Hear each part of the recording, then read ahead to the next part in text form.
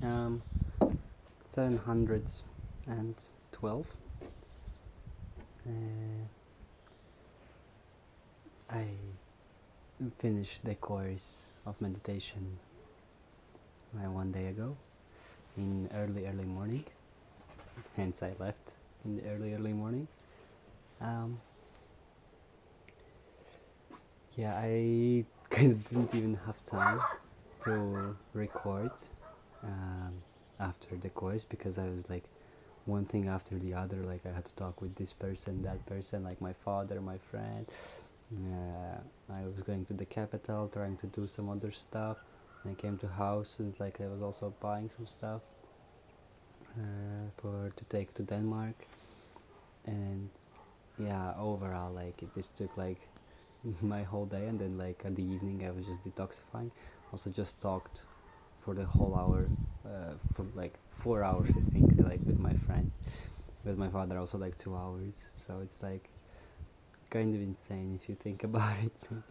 um, yeah, and I was like soaking with positivity, and it's like super nice, and like even I managed to upkeep the meditation in the evening, and now in the morning I also meditated, and I'm very determined to still continue meditating, and it's like for a full hour. So it's very pleasant to see that as soon as I came in this house, I didn't got influenced with the energies here, and even what's more, like yesterday I was like really influencing them in a good way. Today is a different day. I think I haven't done much. No, I was writing a lot today. I wrote like for I think 4 or 5 hours on the video script and about the coming out for my parents. So yeah, maybe let's recapitalize what happened in the course. First things first, the course is amazing.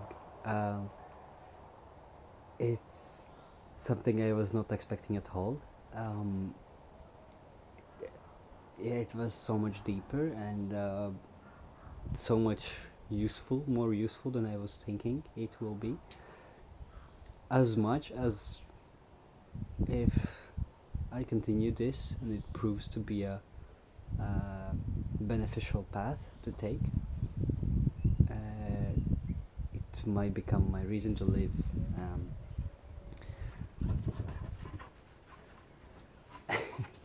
Because it's something like I was also thinking in the course, like there's nothing in social life that I really like want to do or want to achieve. However, in this kind of like path, if I take this path, it's like either becoming a nun, if I change genders, or like a monk. It's like to just like serve for people, like to kind of guide people to get purified, to have less suffering in their lives. I think that's a very noble life in a sense, and also something that I could see myself living as, because nothing else really interested me. Also, this doesn't interest me, but at the course specifically, I really felt like, wow, this is so amazing. It's like if people can at least experience it, like just these 10 days, they can experience it, their life quality will improve significantly, you know? And it's like to give this possibility for people, I think is a wonderful reason to live, I would say. And the whole practicality of it is so simple yet so powerful, and it basically like exterminates the, like in long term, it exterminates the root of any person's like misery. Unless you are very like suffering from a disorder or something, then it might not work. So that's about the practicality.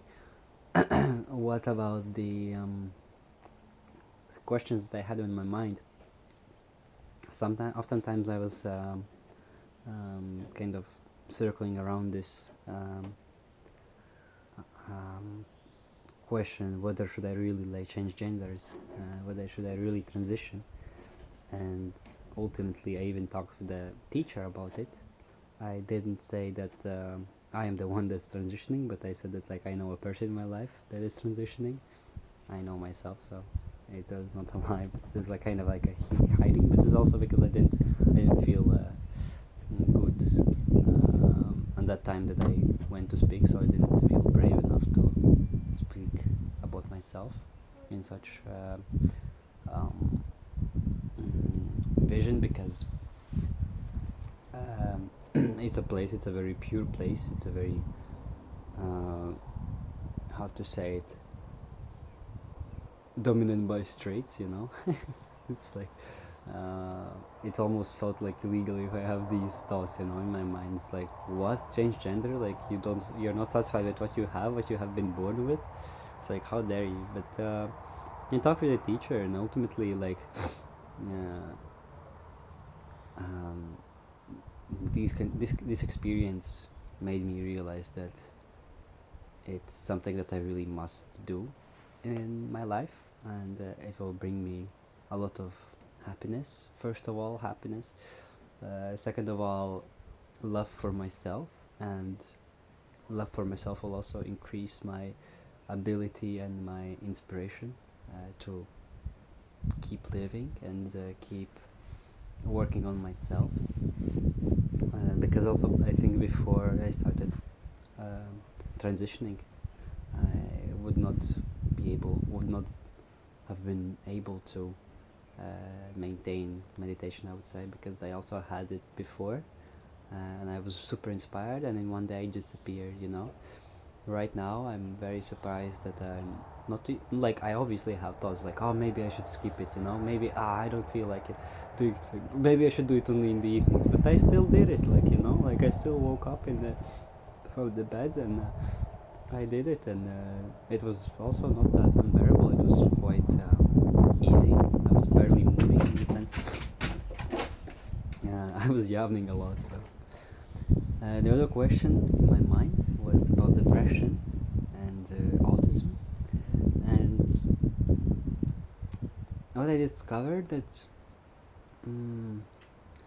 I might it might be more difficult than that. Like, I don't really necessarily say that I do have strong inclinations to have autism, and but there is something more than depression, and there is something that is limiting my also progress in this path of meditation, of vipassana.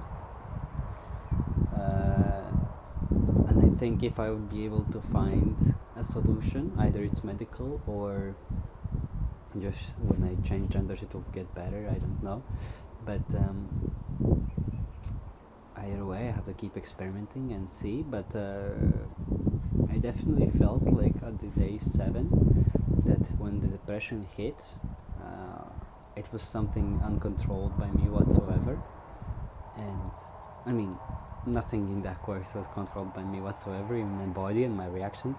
They're like just a byproduct, but for my mind it's still something incomprehensible on experience level. Like, I can understand it intellectually, but it's something that stops at the intellectual understanding.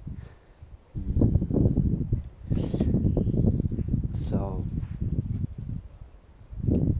yeah, so what I found out about depression, that is like, I might also have a depression, like, besides having something more. It might be that this something more that I don't understand yet is the only thing I have, with obviously gender dysphoria,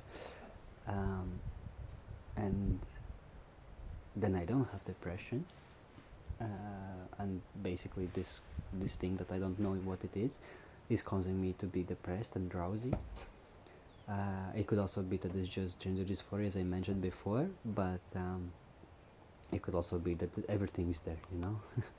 It's like, for now I can only speculate, and all I have to do is to go to doctors, to go to see, to get diagnosed, and to see what I can do in my life. I developed a lot of much more genuine love towards myself, I think, after the course, and hence I also decided that I have to commit to coming out for my parents, and I wrote the whole script of the video, and Now I send it to my roommate that is also a trans, um, to check it out. It's in Latin, but he'll probably just Google translate it in English because he doesn't speak Latin. And I want to see what he thinks about it, and then maybe to improve something if he has something to say, to add, or to take out. And then I will probably record the video also here in this very garden, so for parents to still see that I've been here, I talked here. Yeah, it's quite cold, not right now, but yeah. What else I can say? I met two. Okay, maybe not two. With the other person, I didn't bond that much, but I definitely met a person in the course which I felt bonded with. Like we exchanged numbers, and let's see how it goes. I really hope I can maintain contact with him. I don't want to text him now because I think he's very overwhelmed with the social life now. I've been overwhelmed by social life. I mean, not now because I already like kind of calmed down today. That's why I also decided to record, and I was also eating a lot of junk food, and all these stimulations in the phone is like so calling for me, you know. It's like even the touch of the screen of the phone felt like so satisfying. I didn't want to stop touching it, you know.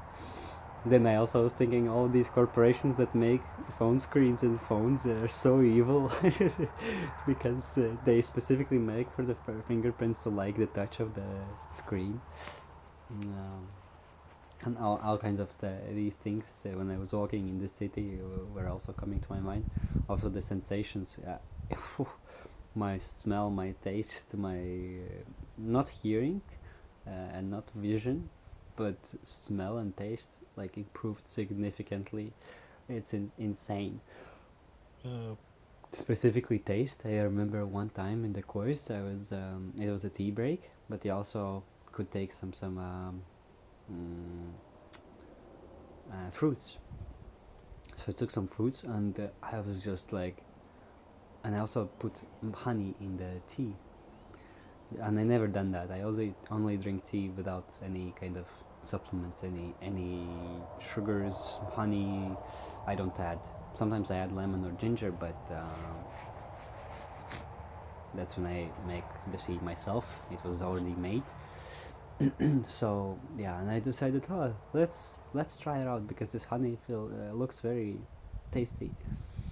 And even before tasting or smelling the tea, I was mixing the honey, and I was smelling how the honey flavor is like coming out of the cup. You know, it was already like, whoa, it might be too sweet. Then I sipped, and it was so sweet, so sweet. And then the apple was also so sweet, but in the apple way, not in the honey way. And also so juicy, so flavorful, so appley, you know. And then the orange was so bitter, so sour. It felt like eating a lemon, but also like in a good way.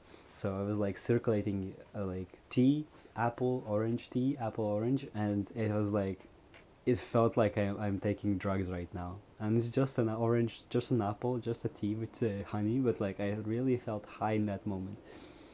So that was one experience. Ah, yeah, and there's like I could talk with hours about what I have experienced and what I have gained. I would say that I have gained a lot of peace in my mind, and for now, like at least temporary balance of the mind.